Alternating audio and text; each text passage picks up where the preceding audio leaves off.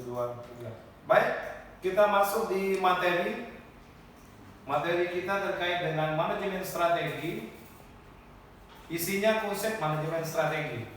Konsep manajemen strategi itu terbagi dalam 3 variabel yang harus Anda ketahui. Yang pertama, definisi manajemen strategi.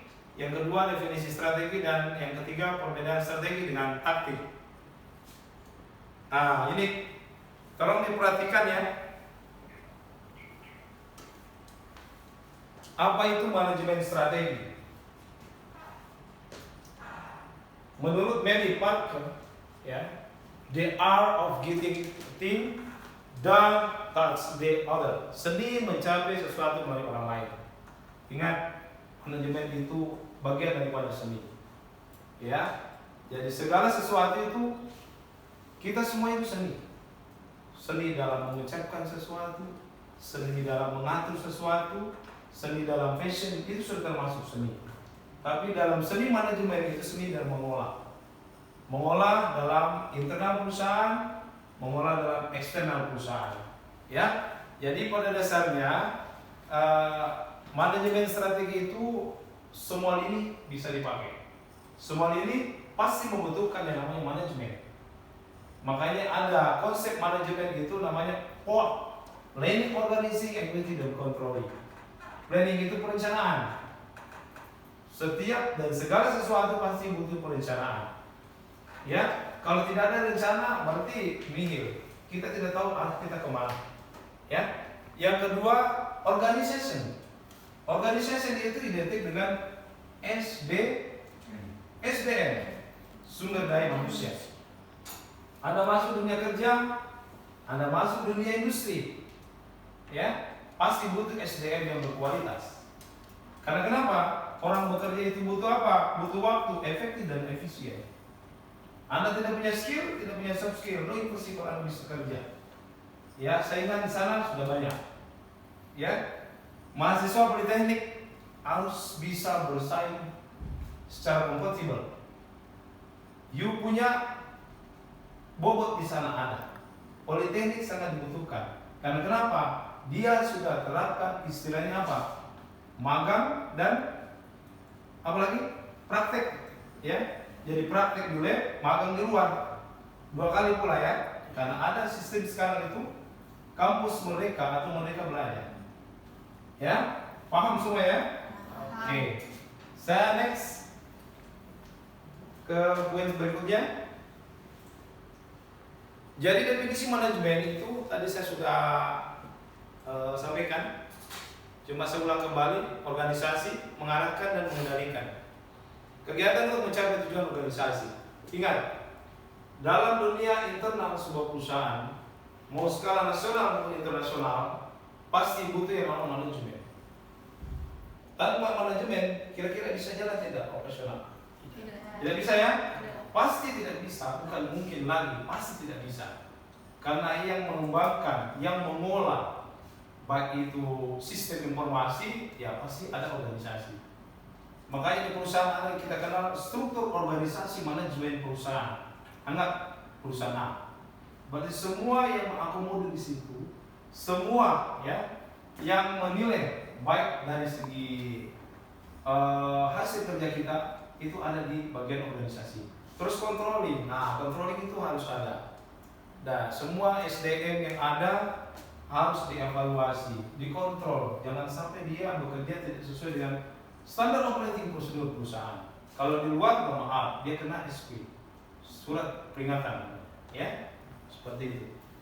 Next,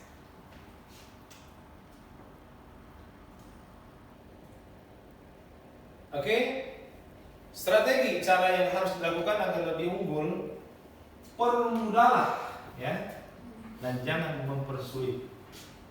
Kalau bisa dipermudah, kenapa dipersulit? Makanya dalam perusahaan itu ada istilahnya teamwork. Apa yang tahu? Ada apa teamwork itu? Apa teamwork? What's the meaning teamwork? Baik. Nah, jadi kita bekerja itu dalam sebuah perusahaan itu kita harus bekerja secara tim.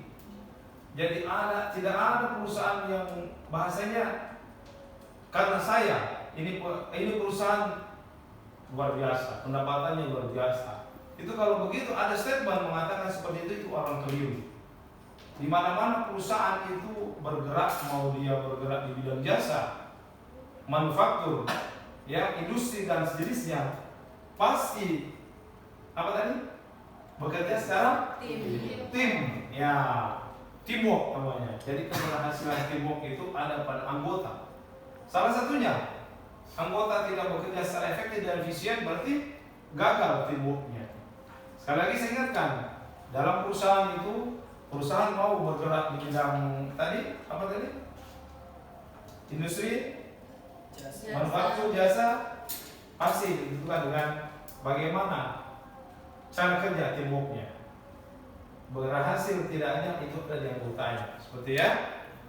Terus apa lagi? Ingat ya, kalau ada yang kurang jelas bertanya. Ya, tidak ada dusta di antara kita. Ya, kayak gitu ya. Nah, next. 4 tahap manajemen strategi dalam perusahaan. Yang pertama, perencanaan keuangan dasar. Di mana-mana itu pasti butuh keuangan. Anda kuliah di sini, nggak mungkin datang sama kuliah. Pasti butuh uang. Berarti keuangan itu paling dasar. Apalagi peramalan. Nah, estimasi. Orang yang punya perusahaan atau stakeholder namanya, pasti ada estimasi jangka pendek, jangka menengah, jangka panjang. Kayak gitu ya. Jadi kalau kita bergerak di bidang perusahaan perbankan, apa kira-kira jangka pendeknya? Contohnya,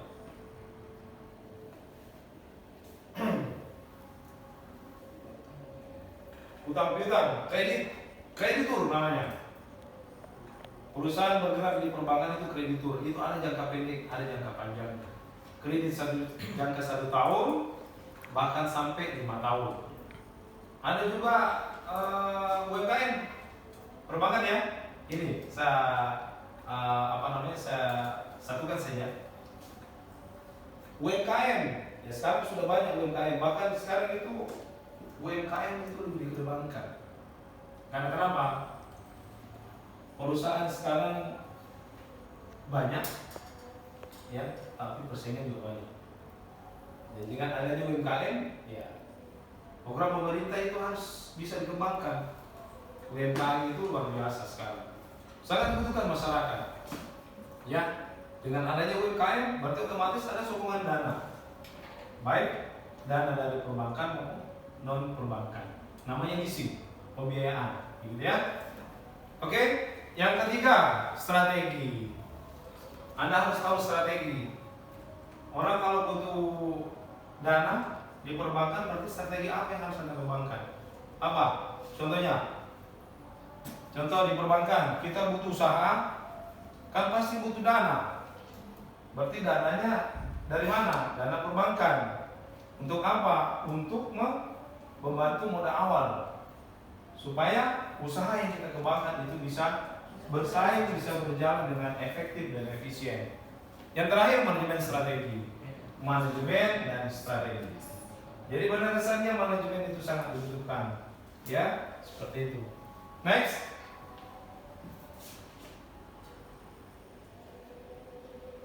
Jadi manajemen strategi adalah suatu seni dan ilmu strategi. Ahmad bisa berikan pendapat sedikit terkait dengan suatu seni dan ilmu strategi? Atau yang lain, Anda bisa bantu saya? Karena proses kita ini belajar sistem diskusi ya, harus tahu semua. Suatu seni dan ilmu strategi bagaimana? Apa kira-kira maksud yang tersurat dan tersirat? Bagaimana? Jadi suatu seni dan ilmu strategi. Seni itu tadi saya sudah sampaikan lebih awal, seni dalam mengolah manajemen perusahaan. Strateginya bagaimana? Ya, strateginya awalnya sudah ada SOP, standar operating procedure perusahaan. Kalau misalnya perusahaan butuh yang namanya time limits, ya, atau deadline namanya, harus dikerjakan 3 hari. Kalau molor 1 hari berarti sudah tidak dianggap SDM-nya tidak becus, tidak bisa bekerja secara profesional. Kurang lebih seperti itu. Cara yang kedua, cara untuk menciptakan hubungan bersaing yang berkesinambungan. Persaingan sangat ketat sekarang, sustainable lagi. Coba kita lihat, banyak di Makassar pada umumnya, ya, perusahaan yang bergerak di bidang fashion sekarang banyak yang dibuktikan. Karena kenapa? Sudah ada namanya online shop. Ada Shopee, ada Lazada, Blibli, Tokopedia dan sejenisnya. Jadi jangan salah, jangan bilang loh kayaknya nggak bisa dia bayar gaji karyawan. Bukan masalah itu.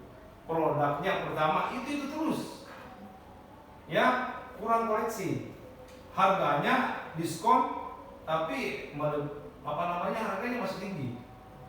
Nah, sementara kalau di e-commerce, Shopee terutama bagian fashion itu sangat luar biasa. Saya pernah baca itu artikel luar biasa dia. Shopee itu apalagi kalau sudah live 50% loh. Nah, bukan berarti saya mau promosi e-commerce ya, salah satunya Shopee, tapi yang kenyataannya seperti itu. Ada mahasiswa mungkin pernah ya berlangganan Shopee, ya. Apalagi manajemen untuk mencapai tujuan perusahaan secara efektif dan efisien, waktu dan biaya. Jadi kalau kita bekerja dengan waktu, tentu kita juga butuh biaya. Ya, kalau orang barat bilang tenis, money. Kalau kita waktu dalam biaya, oke. Jadi biaya itu sangat berpengaruh dengan waktu. Ya, makanya orang Indonesia itu suka lembur. Kalau orang barat itu tidak ada berlaku yang namanya lembur. You kerja 8 jam, digaji 8 jam. Tapi kalau orang Indonesia pada umumnya apa? Itu kelebihannya orang Indonesia suka lembur supaya apa? Dibayar uang lembur namanya. Ya, jadi gaji pokoknya ya UMP tambah lembur, lebih banyak uang lembur dibanding UMP. Siapa yang salah? Manajemennya tidak memperlakukan namanya manajemen profesional. Ya, berarti tidak belajar, tidak bekerja efektif dan efisien, ya. Seperti itu. Next. Oke. Kurang lebih itu saja materinya. Mungkin ada diskusi sedikit, silakan. Oke, silakan. Sul, ada diskusi atau ada pertanyaan dari yang di belakang? Silakan bertanya saja apa yang kita rekam tadi supaya saya bisa klarifikasi. Karena tidak akan saya tidak bisa tahu apa maunya Anda, paham tidaknya apa yang saya sampaikan kalau tidak ada pertanyaan. Jangan bilang pas. Itu namanya kode rahasia, pas, langsung pas, the end, selesai. Yang begitu itu mahasiswa tidak produktif. Ada pertanyaan sedikit, Bung? Slide kedua. Oke. Kita lihat slide kedua.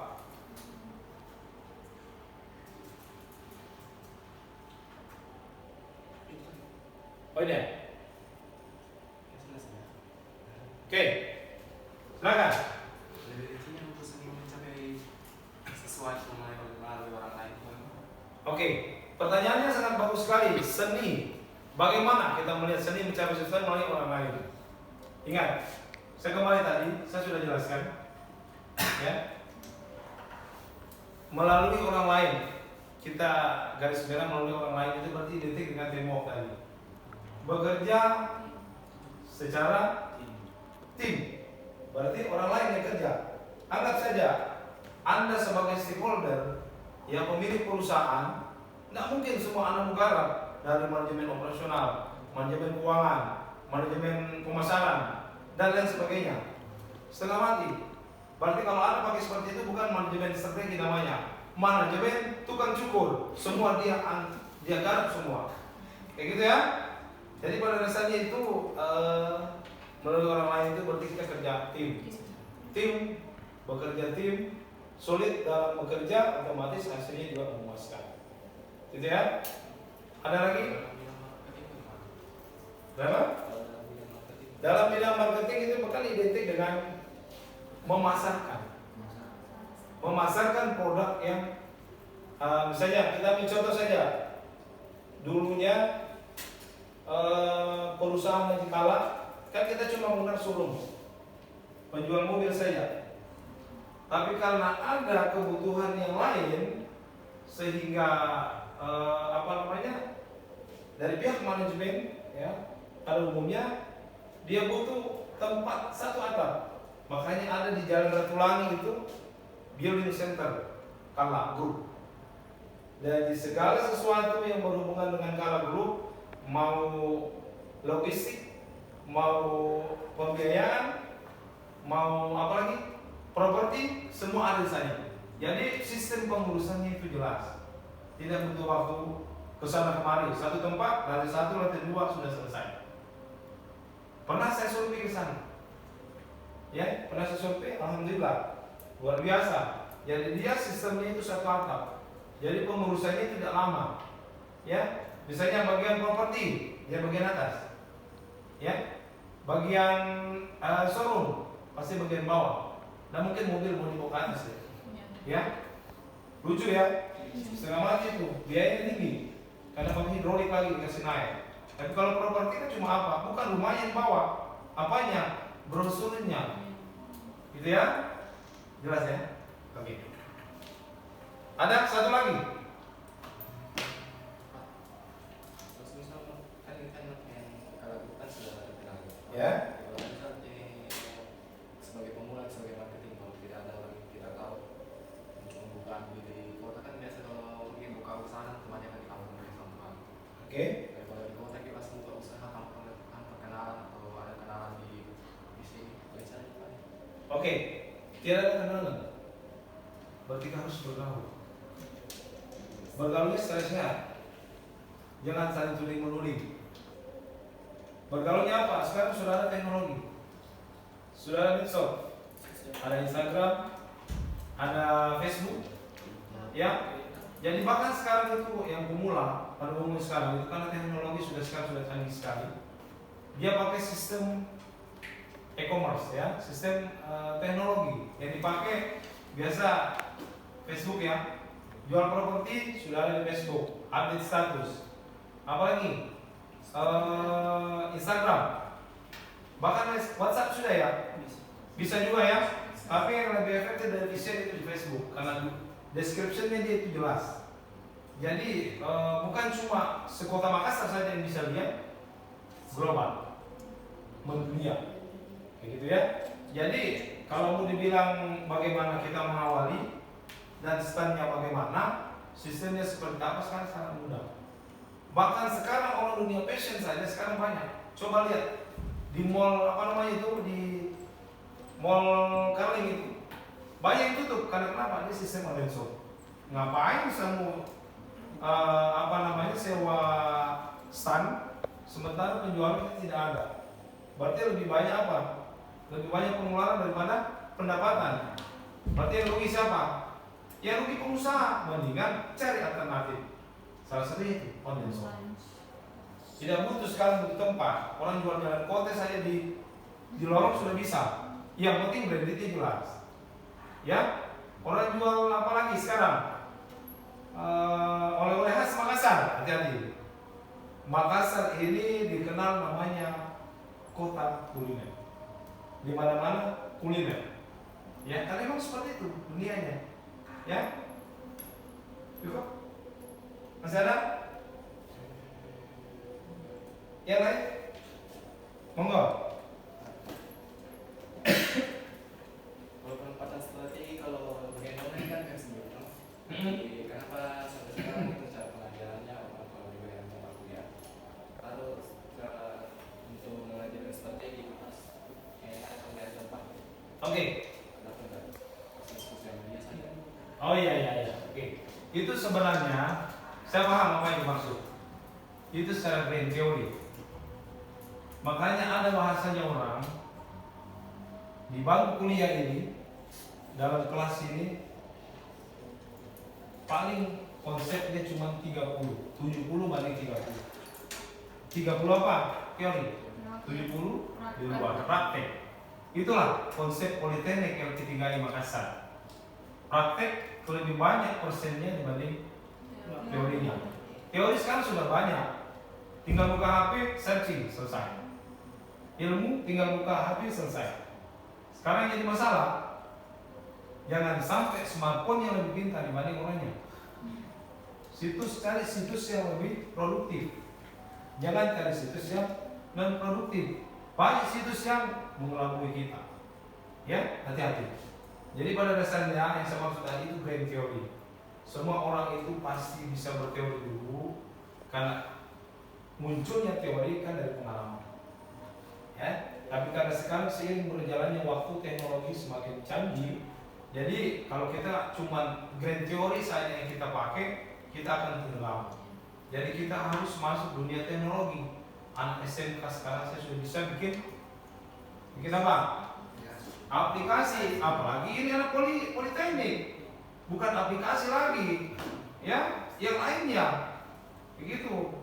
Jadi usaha sekarang itu sudah fleksibel, ya. Jadi dunia usaha, dunia kerja sekarang itu sudah gampang. Tinggal Anda yang menentukan di mana skillnya Anda. Anda jago bahasa Inggris, silakan translator ada, di freelance ada. Ya, mau cari apa namanya? Lowongan kerja, jobstreet.com, selesai. Tinggal cari di situ ada. Ya, mau cari freelance lagi ada namanya project.com. Kita bisa masuk juga di situ. Ya, cuman ya harus asal dulu bahasanya, bahasa asingnya, supaya mempermudah untuk masuk di situs. Ya, masih banyak lagi yang lainnya. Mau bikin blog bisa. Ya, bahkan jadi mau bikin channel juga bisa. Channel apa namanya? YouTube. Nah, sekarang lebih mudah itu. Tinggal bagaimana apa yang kita pasarkan di situ. Kurang lebih begitu ya. Masih ada? Aman? Jelas? Jelas. Oke, kalau sudah jelas berarti nanti kalau ujian UTS puas selesai, tidak ada masalah.